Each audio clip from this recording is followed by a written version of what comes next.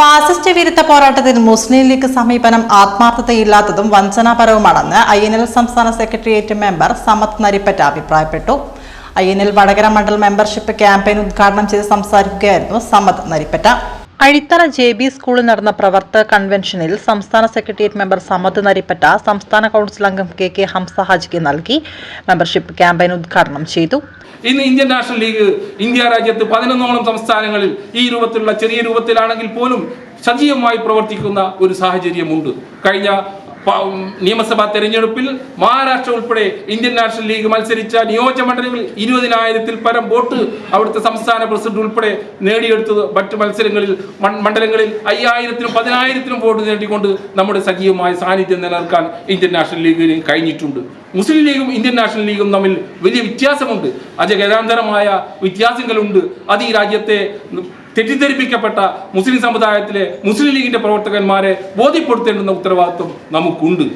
വളരെ വ്യവസ്ഥാപിതമായി നമ്മുടെ ദേശീയ നേതൃത്വം ബഹുമാന്യനായ പ്രൊഫസർ മുഹമ്മദ് സുലൈമാന്റെ നേതൃത്വത്തിൽ നടക്കുന്ന പ്രവർത്തനങ്ങളെ കുറിച്ച് ഞാൻ നിങ്ങൾ മനസ്സിലാക്കേണ്ടതുണ്ട്.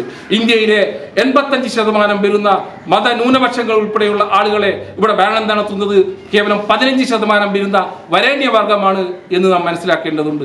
രജപുത്ര വംശത്തിൽപ്പെട്ട 15% വരുന്ന ആളുകൾ ഈ രാജ്യത്തിലെ 85% വരുന്ന ജനവിഭാഗത്തെ അടക്കി ഭരിച്ചുകൊണ്ട് അവരെ തെരുവുകളിലേക്ക് വലിച്ചെറിയിക്കുന്ന, തെരുവുകളിലേക്ക് അവരുടെ എല്ലാവിധ അവകാശങ്ങളും തട്ടിത്തെറിപ്പിച്ചുകൊണ്ട് അവരെ ഒറ്റപ്പെടുത്തുന്ന ഒരു സമീപനവുമായി കേന്ദ്ര സർക്കാർ മുന്നോട്ട് പോകുമ്പോൾ അരുത് എന്ന് പറയാൻ ഭാരതീയ ബഹുജൻ അലിയൻസ് എന്ന രൂപത്തിൽ ഇന്ത്യയിലെ സിഖ് സമുദായവും ഇന്ത്യയിലെ ക്രൈസ്തവ സമുദായവും അതേപോലെ തന്നെ ദളിത് പിന്നോക്ക വിഭാഗങ്ങളും ഒക്കെ ഒത്തൊരുമിച്ചുകൊണ്ട് വലിയൊരു പോരാട്ടത്തിന് സുലൈമാൻ സാഹിബിന്റെ നേതൃത്വത്തിൽ ഇന്ത്യ രാജ്യത്ത് വലിയ പോരാട്ടങ്ങൾ നടത്തുകയാണ്.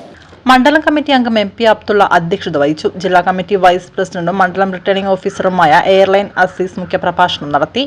മണ്ഡലം കമ്മിറ്റി ഭാരവാഹികളായ മുബാസ് കല്ലേരി, മിഗ്ദാദ് തയ്യിൽ, ഷമീർ മുന്ന, TK Kareem, VU Ahmed, Mustafa Palliyath, Razak Maliyakkal, Hasina PV, Shahida KK എന്നിവർ ആശംസകൾ അർപ്പിച്ച് സംസാരിച്ചു.